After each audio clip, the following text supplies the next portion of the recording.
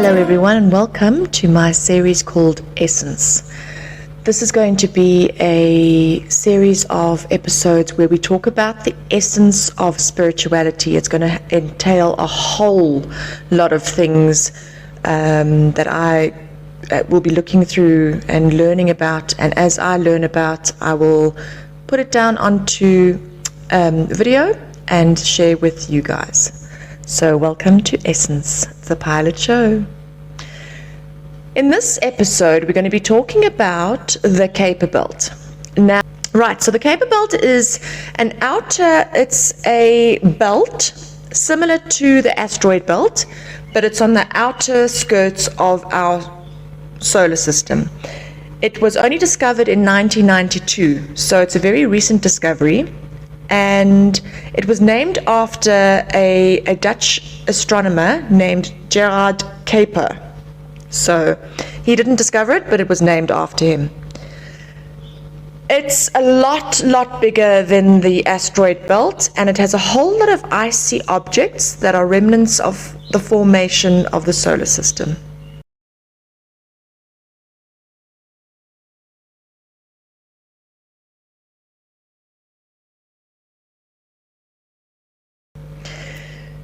A lot of people think that the discovery of the Kuiper Belt brings together and aligns the science and the spirituality of the human race.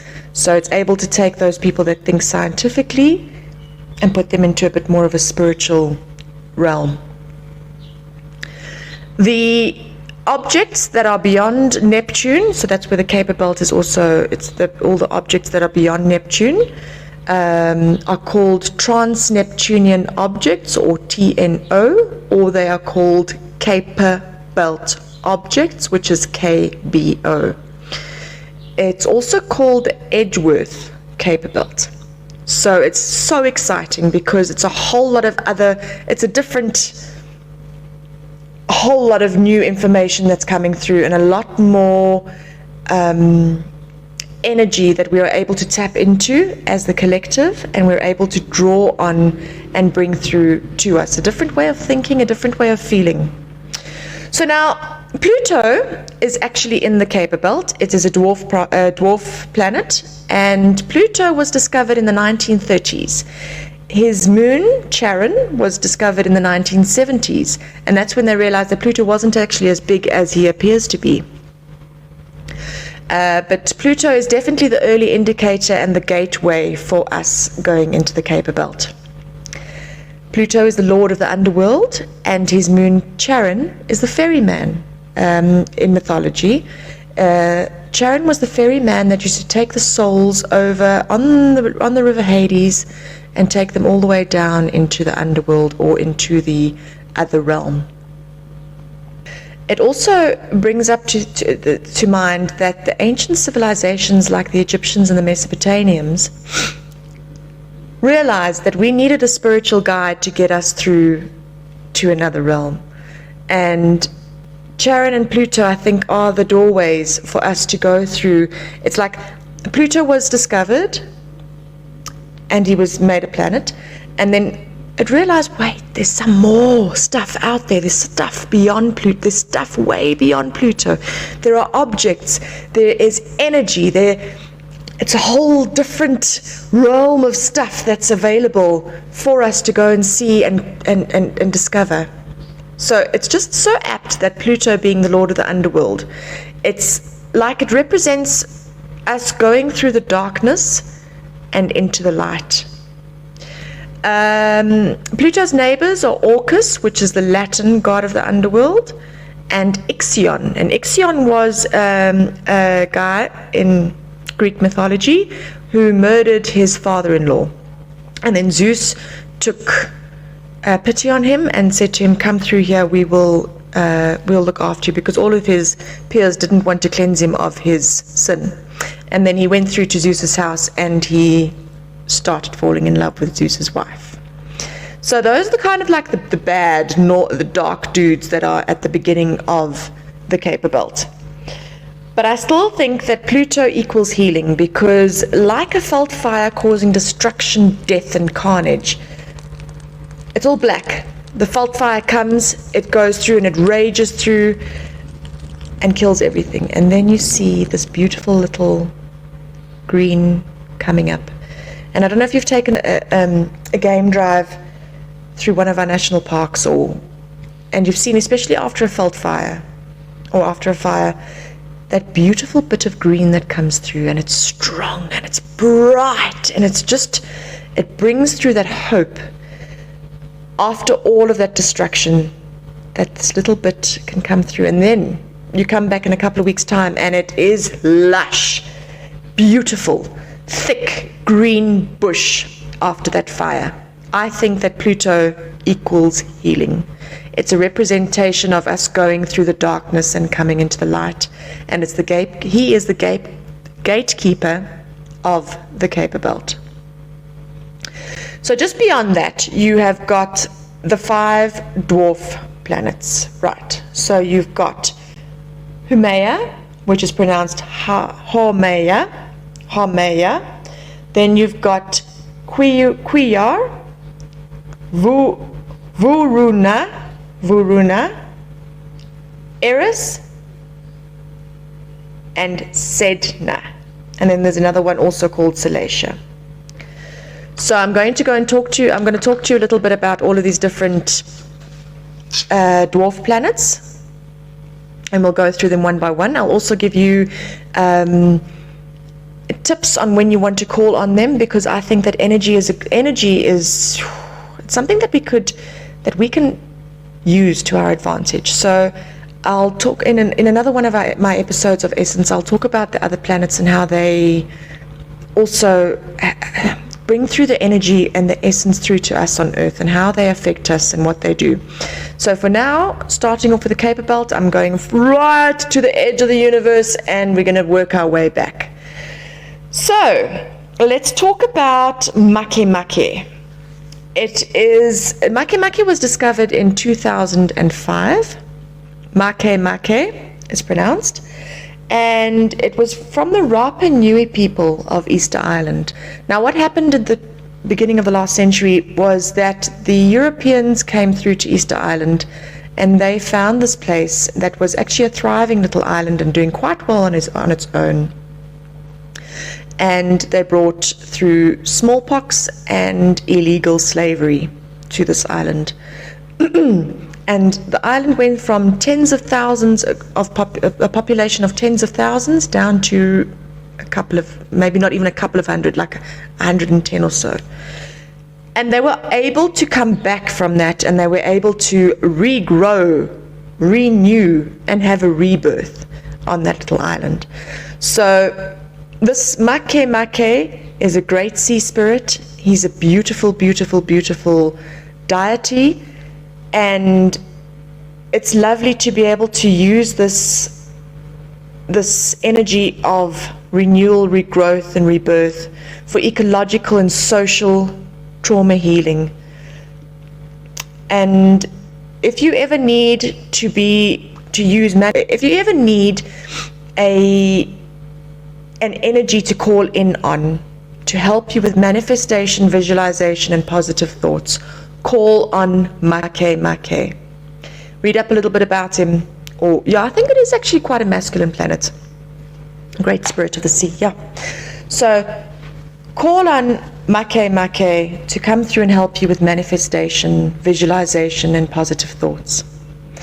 Makemake is in the sign of Libra, has been from 2013 and will be until 2045. Now remember, because these planets are so far away from the sun, they do take a longer time to move through the different zodiacs. So right now, being in Libra, it's a lovely sign for harmony and to bring through the renewal and the rebirth and the regrowth in relationships with other countries, with other people, and just being a great, beautiful earth that we live in. Makemake. Then we've got a Hindu Vedic god sovereign, Varuna. Varuna was a chief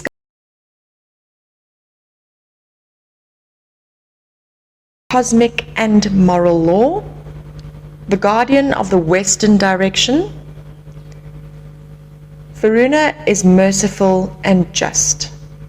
call on Varuna if ever you're in an ethical dilemma. And I think that this planet will be able to, or dwarf planet, will be able to help us later on in our collective consciousness in cosmic law, because it's not a man law. It's not man-made, not man-governed or ruled.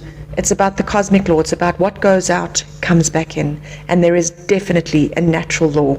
And Varuna is a beautiful energy to be able to call in on any of your ethical dilemmas that you may have. Then we've got Kuiper, which is spelled Q-U-A-O-A-R,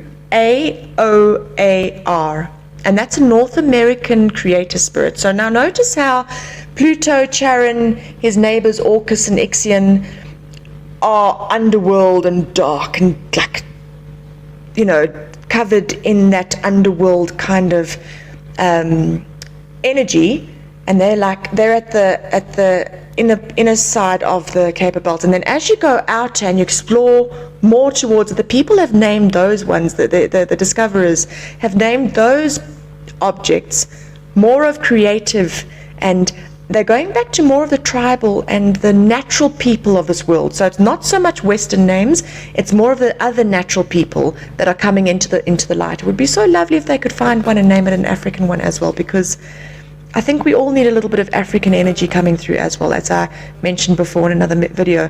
That spirit of Ubuntu, of I am because of you. It would be so cool. Anyway, I digress. Kuiper is the Tonga people in the Los Angeles region of North America, and this is the god of singing and dancing and sound and light vibrations, and it speaks to the impulse, the DNA, and all of those living codes of your DNA. Kuiper will be in Capricorn up until 2039. Told you they take a long time. Kuiper is also about the natural law. So quite similar to quite similar to Varuna. It's also about the natural law. And you should call on Kuiper whenever you want to accentuate your creativity, your spirituality. Call on this deity and this energy of Kuiper. Next up, we're going to be talking about Sedna, who was discovered in 2003. And this is an Inuit goddess of the sea, the mother of the sea. So what happened was, there are different stories, obviously because it's been passed down from ear to mouth, going down the generations.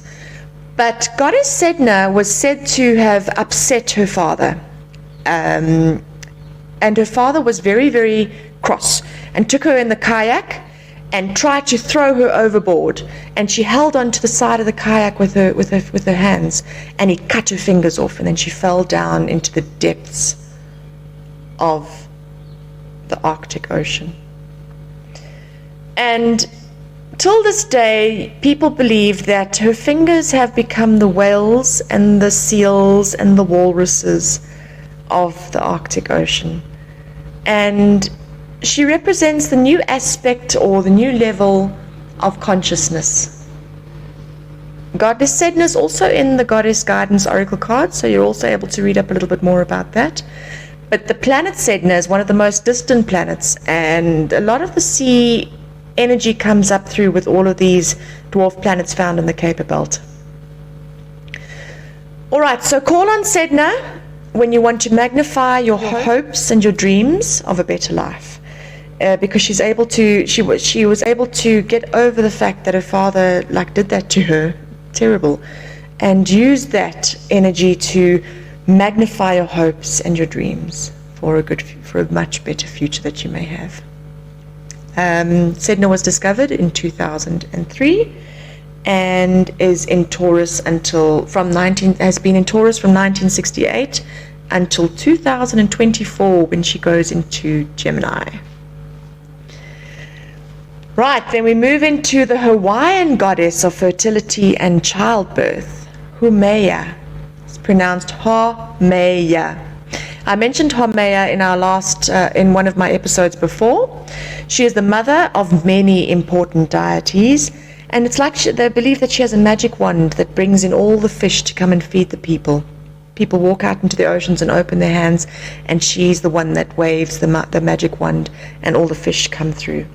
This planet, dwarf planet, is of a connection to nature and source. She's an egg shape, and she has 7 moons. And they also said that Haumea was a goddess, that she was able to give birth out through all of her bodies, from all of the parts in her body. So it's definitely fertility and childbirth also. So it's a lovely, lovely planet. She's currently in the sign of Scorpio, has just gone in there since 2022 and will be there until 2050. Call on Haumea when you want to connect to nature and source. Discovered in 2004. Then we go on to Salacia, also another object in this Kuiper Belt. Salacia is about deep emotional questioning, self-trust, and honor. Salacia is also about sensuality. Salacia was Neptune's wife. Neptune met her, this is how the myth goes. Neptune found her, met her, and decided that he was in love with her. She didn't believe it, so he sent through a dolphin to go through and tell her. And she's a saltwater mermaid. They say that she's responsible for that glistening light on the water. She's the one that created it. They also say that she's the effervescence of Neptune. Salacia will be in Aries from 2016 until 2041. And call in Salacia when you need assistance with your sensuality. I think it's beautiful. Just close your eyes and think about that when the sun hits any water, and you can see that beautiful light, like it glimmers, that glimmering light on any water. It doesn't have to be sea, it can be even your pool. That reflection up on the roof, on any ceiling of that water. That's Salacia coming in, bringing in the magic from the depths of the ocean coming through. And then last up on our conversation is going to be the feminine warrior energy of Eris. Eris is currently in the sign of Aries, which is quite strong, and she's got that goddess warrior energy. She is the goddess of discord and strife. It's the Greek goddess of discord and strife. Her Roman name is Discordia. Now, Eris is about tension, seeking resolution. Definitely, she's really quite a... She's got chutzpah. Eris, the dwarf planet, was discovered in 2005. And this was the planet that actually enabled Pluto's reclassification. So they went and they found out that Eris is there, and they decided, no, Pluto's got to be demoted to a dwarf planet. So the mythology of Eris was that because she was so discordant, and that she was quite full of herself and quite snotty and bratty, she wasn't invited to one of the big weddings that were going on in those days. And what she did was that she came anyway out of spite, and she threw a golden apple into the middle of the wedding ceremonies. And Hera, Aphrodite, and Athena went through and got this golden apple. And on the golden apple was written, "To the fairest." And they had a little bit of a fight about it, because I'm the fairest, no, I'm the fairest, no, I'm the fairest. And this is what led up to the Trojan War. So it was something that was in the wars come through, and sometimes they needed to cleanse and to do things, and so her tension creates its tension, and it's ugly, but eventually it comes through and you find a resolution from it. Every fight, every spat, there's normally a resolution that comes through at the end of it, and that is exactly what Eris energy brings. So I would call on Eris for anything that you need to have a resolution for. Try to limit the tension.